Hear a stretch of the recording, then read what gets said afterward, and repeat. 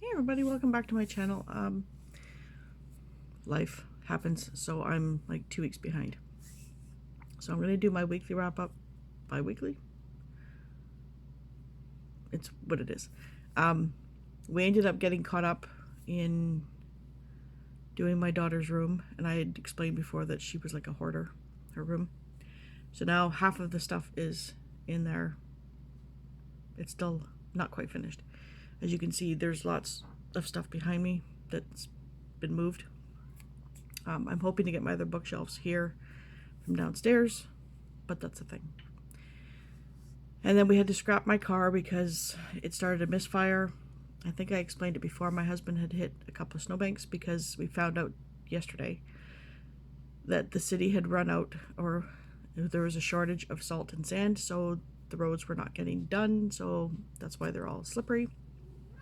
Tigress. So it was starting to misfire, so we brought it in, and they didn't even get to why it was misfiring. They just looked at the damage. It was already over $5,000, and they said it's not worth it.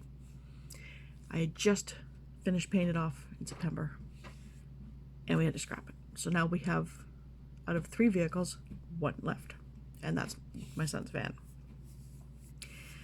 So that's been stressful. My husband and him have been sharing the van. And then, of course, my husband slides again into his snowbank and takes out my son's grill and knocks the rad off a little bit. So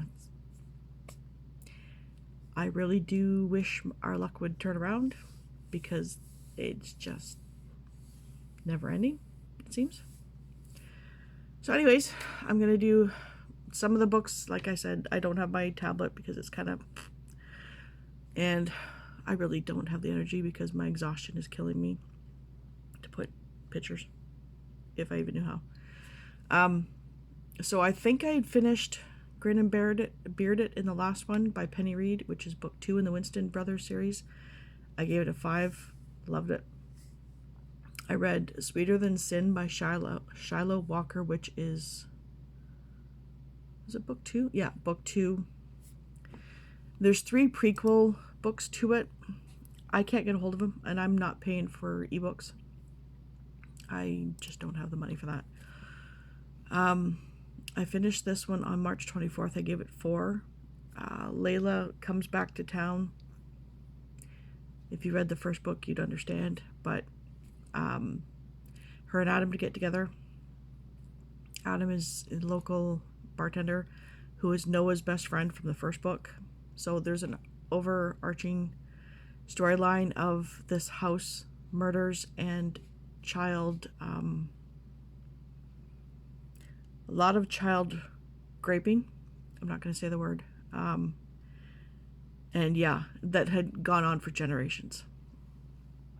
So it's a really good storyline. Then I finished The Tycoon's Lady by Catherine Gabera. Finished that on March 29th, and I gave it 4 stars. I was originally going to read The Tycoon's... Oh, what is the name of that one?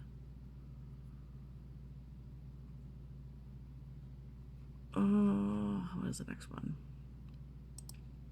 I have it on the Tycoon's... Can't see that far. Let's see. Please bear with me. Ooh, where is it?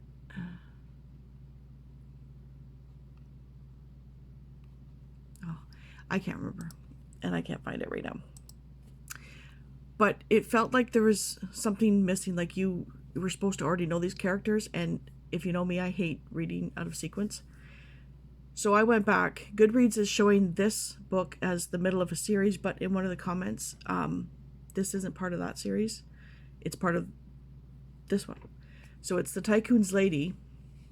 It says The Baby Bank book 7, but somebody else has said it's not even a part of that series. So, and the other one has no name to it. But yeah, it says there's something on it. The Baby Bank. Yeah, I have no idea. But anyways, she runs a corporate spouses that's the name of her business, Corporate Spouses. So she provides not escorts, but dates for these corporate events for people who are, or I think she does, I don't know if she has females and males, but she provides escorts for corporate events, but nothing, no sexual. It's not like that kind of an escort. It's just for bachelors who need somebody with them. And it starts off with her falling into his arms because she fell off the stage while introducing stuff. So he bids on her and wins. And yeah, it kind of goes from there. But yeah, I give it a 4. What did I say for it? Yeah, she provides dates for single men at corporate events. Nothing sleazy, just fake wives. So he says he can never love. Yeah, it's a desire novel, so you kind of get it. This one I had no idea was part of a series or duology. But apparently I think it just was released last year or 2023. This one was way earlier, but it's Brooklyn by Colm Toibin, and it takes place in the 1950s in Ireland and Brooklyn. She has an older sister who's unmarried, likes to play golf. She is taking bookkeeping classes and decides that, you know, she's going to go to Brooklyn to work. And she ends up going to Brooklyn, staying at like a boarding house for girls. And they're all Irish, I think, in that house. But she doesn't really fit in because 2 of them want to be partiers. The other 2 are kind of laid back and has to follow the rules, and to the point where you can't have fun. So, yeah, things happen in Brooklyn. She meets Tony. Doesn't really love him, but does. She's very young. She's 18. And then something happens at home in Ireland that she has to go back to. That being said, going back to Ireland is very small. But it was very slow to begin with. And like, I did like it. It's just you are left on a cliffhanger, so I'm glad that there is another book afterwards. But I don't like what she did when she went back to Ireland. So I gave it a 3. Pretty sure I gave it a 3.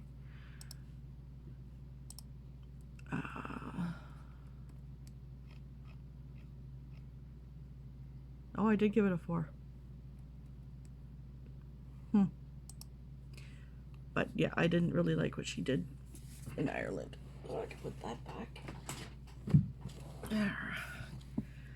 Then I read Carrie Soto is Back by Taylor Jenkins Reid. It's part of the Readverse, or Readverse. Is it Readverse? No. It's the second book after Malibu Rising. Readverse, yeah. Second book after Malibu Rising. She's just a very minor character that only shows up for like 5 minutes in that book. This book is very heavy on tennis. I only completed it because it's part of a challenge. But if you don't like tennis, it's really heavy on tennis because she's a tennis player. And that's her life. To the point where everybody else can go fly a kite as far as she's concerned. So I couldn't root for somebody like her to, you know, to get their happy ending, essentially. Her dad is her coach, but she treats him like a... When he says something to her that she doesn't like, she just takes a hissy fit and fires him. Like, okay, whatever. But she doesn't like the fact that she's retired now. I think 35 or something like that. 37. But she's retired from tennis. Another girl has come up and she has the same amount of slam awards that Carrie has. And Carrie doesn't like it because she wants to be the almighty, all-perfect tennis player. So she comes out of retirement to try and beat her. That's essentially the book. So I gave it a 3. Then I finished The Summer Job by Lizzie Dent. This was slow. It had its funny bits. I just don't think I was in the right headspace to read it at the time that I was reading it. Because you can see the calamity in it. But her and her best friend are flatmates. They live in London. And her best friend decides to take off to Italy with her boyfriend who's cheating on his girlfriend. And the old trope where he's going to dump her and we'll get happy ever after syndrome. Sorry for the ums. Exhaustion. So she decides to let her, what was her name? Bertie and Hannah?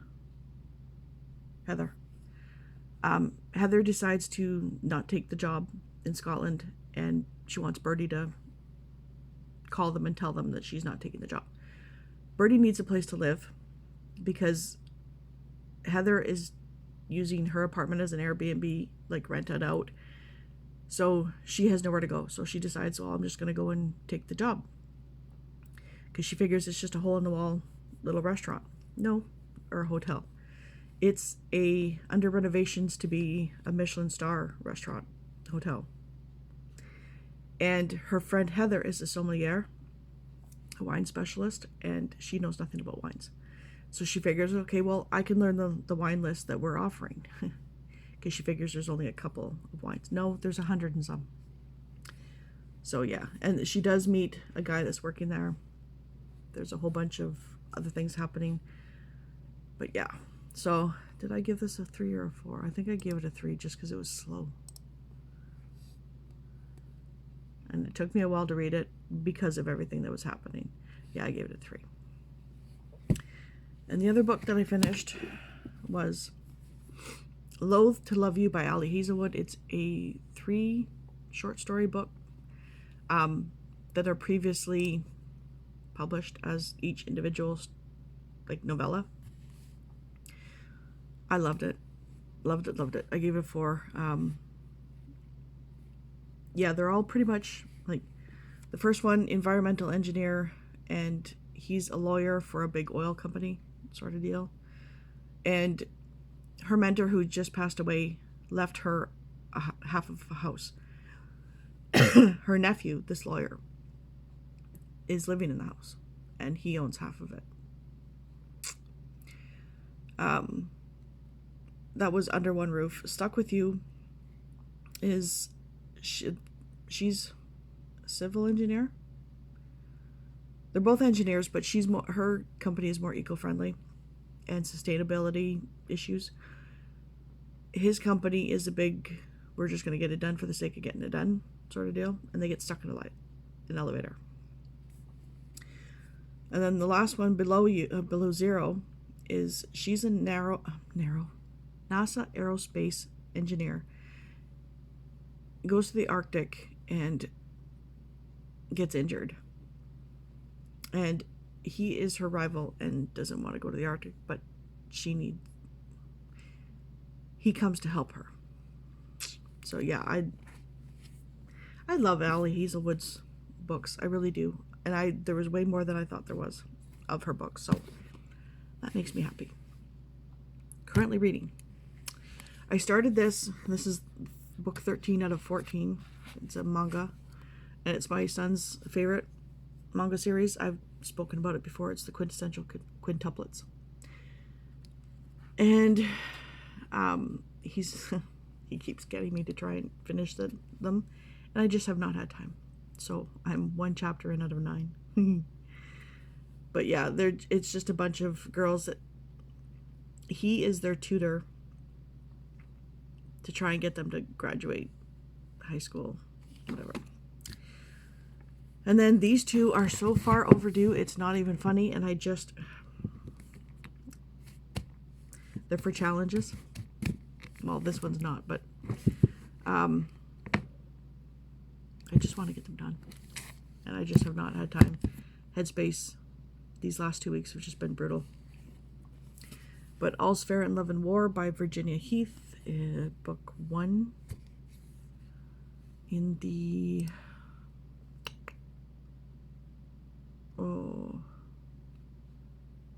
Miss Prentice's, yeah.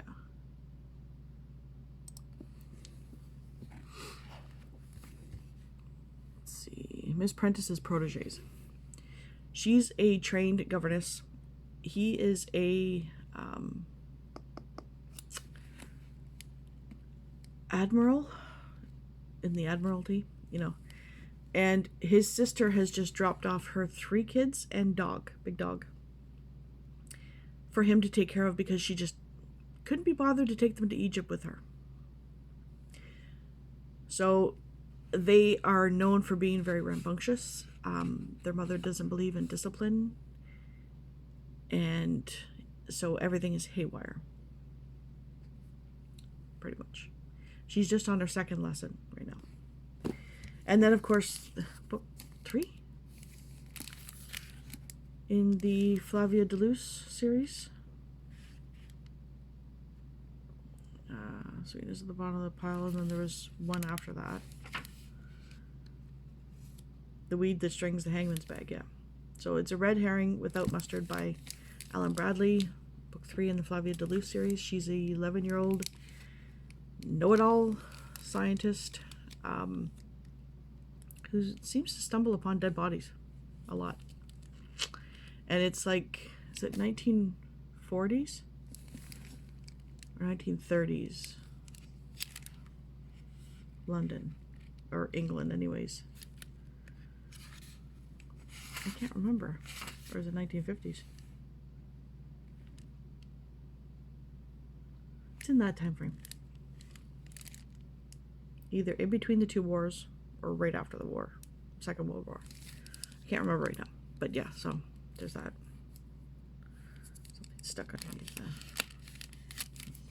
So currently, what I want to read, if I can get to them, or I'm hoping to do my TBR tomorrow because I have to go to the library to get a few more books that are on the list. So this one is not for a challenge, I don't think.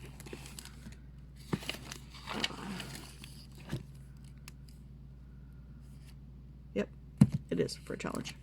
So, preview for April TBR is Things We Hide from the Light by Lucy Score. It's book 2 in the, what's the place? Knock 'em Out series. It's just a place that's called Knock 'em Out. And I think this is this Nash's? This is Nash's story. Nash and Lena. Oh, who is Lena?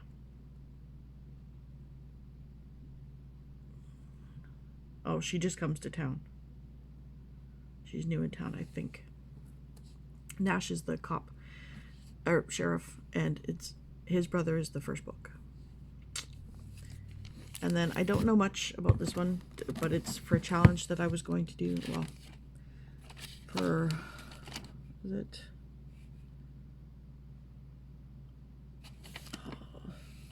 Oh, this is from a different month. That's right, too.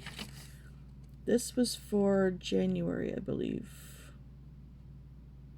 Number 17. What is 17? It's from A Million More Pages, 17. Click on Browse. Then on Choice Awards, read any book that has been nominated or won for any year, or read any other book by that author. So I picked The God of the Woods by Liz Moore. It's about a girl who goes missing from a camp who is owned by her parents, and her older brother has previously gone missing from the camp, never to be seen again. Is it multi-generational? It said multi-threaded. So yeah, I'm hoping it's good, but it's quite thick. I wasn't expecting it to be that thick. Anyways, so I'm hoping to do my TBR tomorrow. Hoping. I don't think I have anything planned for tomorrow. I don't know if my husband does, because he's working right now.